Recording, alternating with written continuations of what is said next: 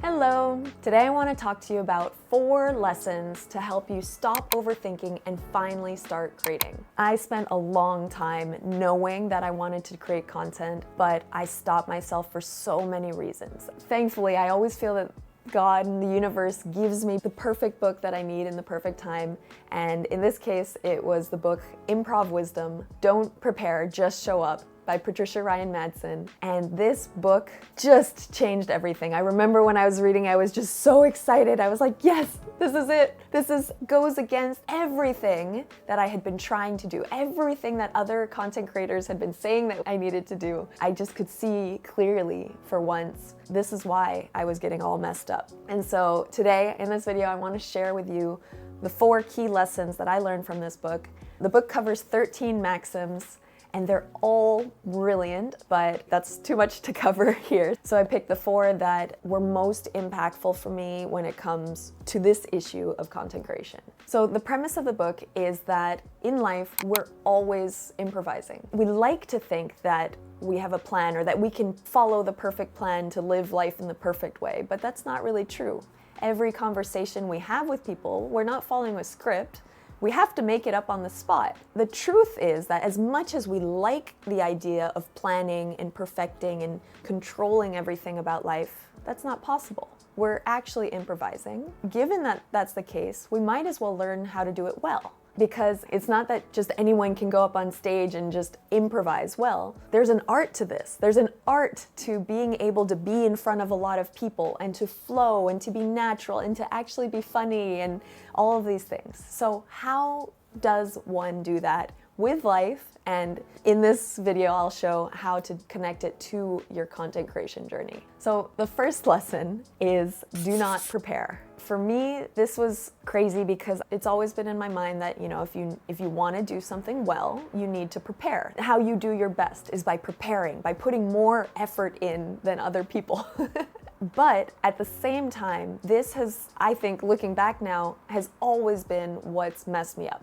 So to give you an example, imagine you're in a group of people and everyone has to go around and introduce themselves, right? I have always hated those situations. I never knew why, but I always felt very uncomfortable with them. I knew that it was going to be my turn and I would always be so stressed. Like, I know I need to make a good first impression, right? And so I would sit there and as everyone else is introducing themselves, I'd be in my own brain thinking, I need to say this and I'm gonna say it this way because that will be more impressive to them. And every time it would get to my turn, I would say my thing and I would always remember this sort of silence afterwards and this awkwardness. And it'd be like, yeah, so that's me.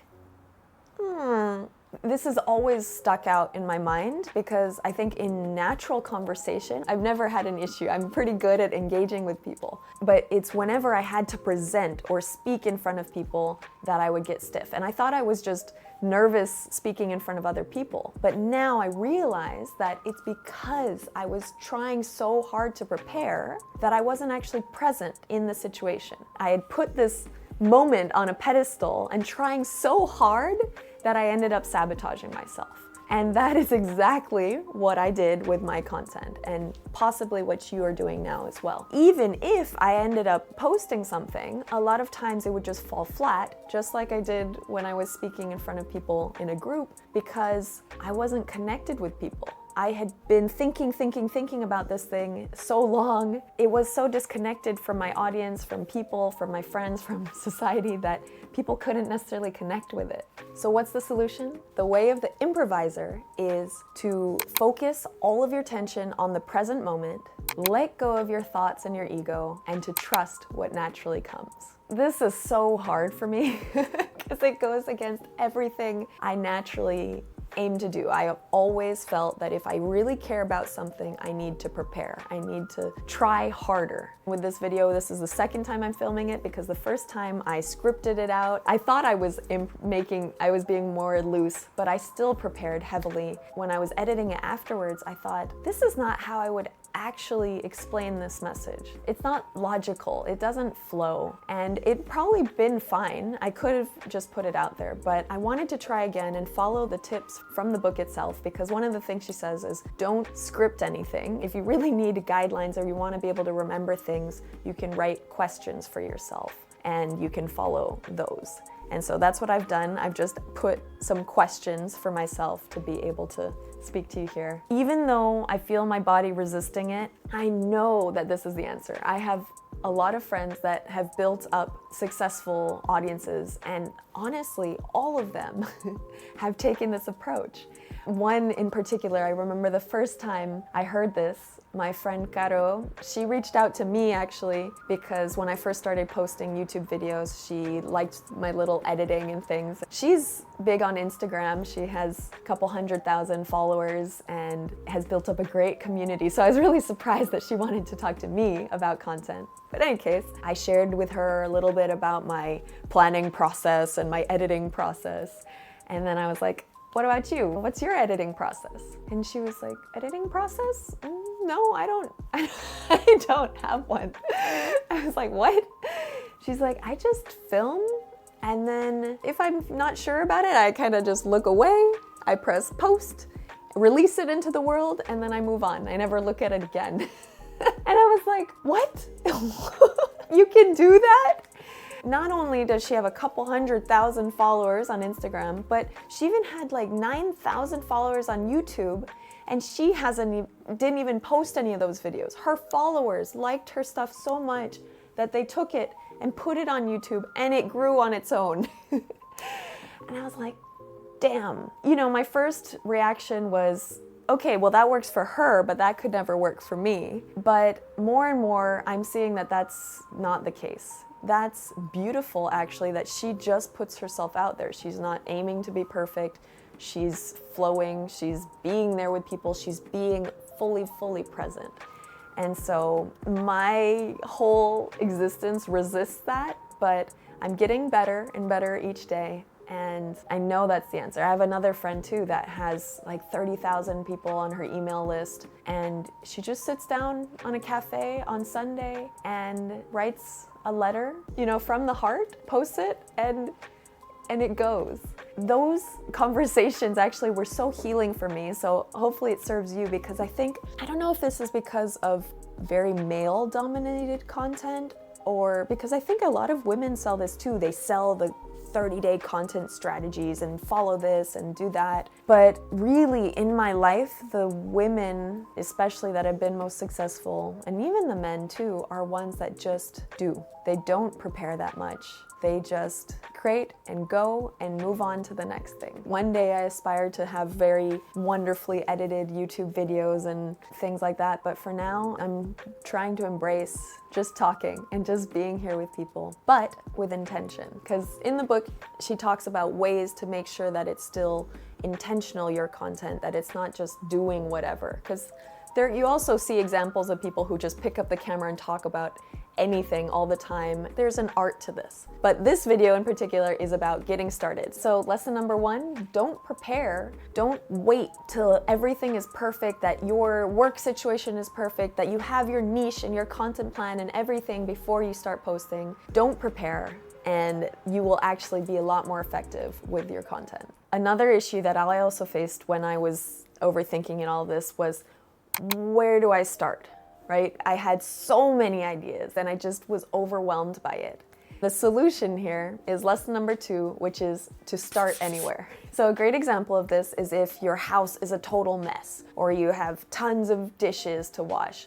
And sometimes it can be really overwhelming, right? You just see all this and you just don't even know where to start, so you just accept living in mess.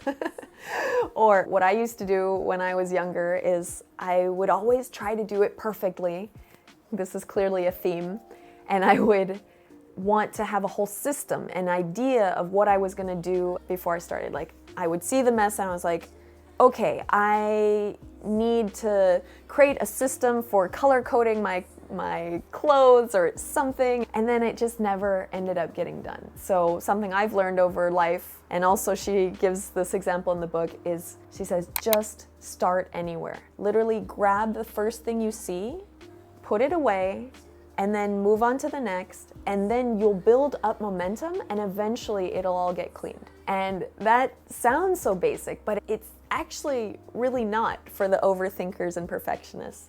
And that has been really healing for me with content, because it's never worked for me to have like a whole launch plan and the niche and how I was going to explain to people what I'm doing now, who I am now. Forget it. Just start anywhere. Start posting with the latest issue that comes to mind. It doesn't matter if people don't know the whole journey it took you to get there. And this is the beautiful thing about improv, is that you speak to discover what you want to say. Someone says something to you on stage, right? And you can't just sit there and think, oh, what would be the best way to respond to this? You have to say something. Start with something and then build on that. And that is the same way with content. So here we want to just flow. Don't worry about knowing what you're gonna say for the next 30 days. Just say what you want to say today.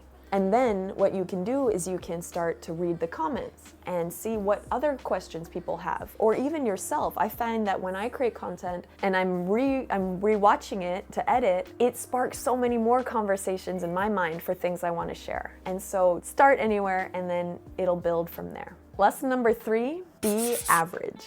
To be average is like the last thing I ever wanted. In my whole life, the whole point is to be smarter than the rest, or be different, or be better. You need to be the best.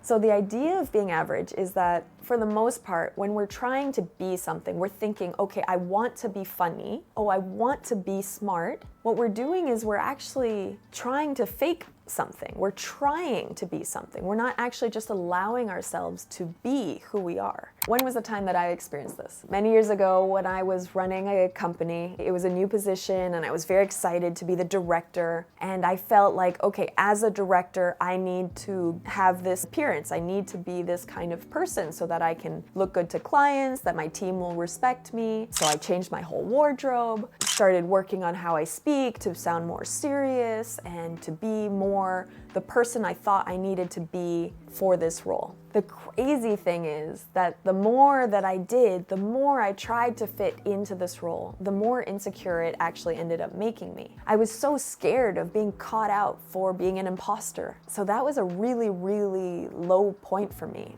And everything got better. Actually, probably the peak where I felt the most free was this time right after my third business had failed. At first was embarrassed, obviously, but then I was like, fuck it. This is me. I'm gonna figure out who I am. I'm just gonna embrace my situation. And I just started to post from what I was doing, just discovering myself. It was so liberating to not be showing that I had a specific career path. Maybe for some other people who saw it from the outside, it looked like I was really cool, like surfing and doing other things. But for me, that was so huge because it's always been super important that I have a career, that I'm doing something impressive. The liberating thing for me to just say like, I don't know what I'm doing. I'm just here, I'm just living. And so that's the magic of this idea of being average, because a lot of times people say, oh, just be yourself, right?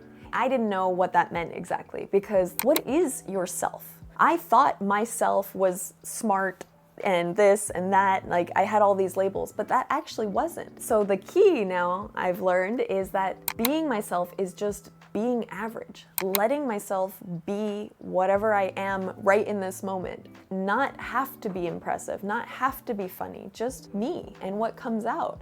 If it comes out as smart, that's awesome. If it doesn't, that's awesome. If I don't connect with these people, that's cool. As Patricia says in the book, when we give up the struggle to show off our talent, a natural wisdom can emerge. When it comes to content, this is the same. When you're trying really hard to be the fitness influencer or to be this wise healing woman or be any of these other things, it really freezes us up. Maybe the fake it till you make it can work for some people, but for me, that never has. It's always made me feel more insecure because I feel like I have to live up to this thing and I have to watch what I say instead of just allowing myself to share the things that I'm thinking, to just be average. And that's also helped me in terms of this posting on a schedule, because another thing that always stressed me out was this idea that I have to always post consistently, you have to post once a week, you have to post a reel every day, because that's what everyone's saying you need to do to grow. That messed me up a lot because maybe I managed to do it for 3 weeks, but then something came up and I couldn't get the video out on time, or it was taking me too long, and I would be like, man, I guess I'm not good enough at this. And so I would drop everything, and that's so stupid. So it's been helpful for me to apply this idea of being average to my content as well. I don't have a editing team, I don't have a scripting team, I don't have all these things. And so if it takes me 2 weeks to finish a video, then that's how long it'll take me to finish the video. Be average. Do things the way that works for you. Don't try to be anyone else. And then number 4, last but not least, make more mistakes, please. And I love this. Patricia gives the example in her book. She was a drama teacher for 30 years at Stanford, teaching improv. She says that she would try to make her students make at least one ego-crushing mistake in each session so that they could just get used to it, get numb to it, because it's not so much the mistakes, it's how we react to them. And freedom is really on the other side of embracing failure, because when we're afraid of failing, we don't allow ourselves to act. We don't allow ourselves to post something because it could fail. So we just don't do anything. As an anecdote, when I was in college, I played American football on the weekends with friends. I was the only girl to play, so most of the guys were like scared to touch me, right? But luckily one friend was like, I don't care if you're a girl, if you're in my way, I'm gonna tackle you. And so we were playing one time and I was kind of timid because I'd never done this before, and he straight on tackled me. And I always remember that feeling when I got up kind of in a daze and I was like, oh, that wasn't so bad. That was actually kind of fun. From that moment on, I was completely liberated in the game because then I was no longer afraid of being tackled, and I allowed myself to actually play, to actually run at people and do things. Whereas before, the fear of being tackled was bigger in my mind, and so I would just kind of be there on the side or, you know, timid. That's the same thing that we do with content, is that we are afraid of being judged, afraid of being seen. Honestly, we just need to numb ourselves to it. It's really not that bad. Something I've seen from experience is that the longer you wait to post content, the bigger you build these fears up in your mind, and they can get overwhelming. I don't want to diminish it. I've been in really, really dark places because of these fears, and I promise you the antidote to that is to just post. Put yourself out there, expose yourself, and then eventually you'll just numb to it. Yes, maybe something like a YouTube video, you can take some more time to do it, but if fear of judgment is specifically a fear for you, I highly suggest posting every day. Posting on stories or tweets or threads just to get yourself out there regularly. The goal is really to fail as much as possible, as quickly as possible. There's a great quote from Brian Tracy that says, "Failure is a prerequisite for great success. If you want to succeed faster, double your rate of failure." Something that's helping me a lot with that is this idea of setting a goal of film 100 pieces of content. So that helps me to not get too hyper-focused on each piece of content to be like, this has to be the best thing ever and build up all these thoughts around it. No, it's 1 of 100. I'm gonna suck for 100 videos. I already accept that. I already know that they're all gonna be a failure. I just need to do it because I will learn something from each of those failures and I will get better in the process. And so that's helping me to embrace failure from day one. That's it. Just please make more mistakes. Don't prepare, don't try to build up the perfect plan before you get started. Just start anywhere and allow yourself to be average. So I hope this serves you in your journey. Once you publish your first piece of content, I would love to see it. So please drop it in the comments below, or you can send me a DM on Instagram. Otherwise, if you're already started, but now your struggle is sticking to something, then I invite you to watch this other video that I did on the subject here. Thank you.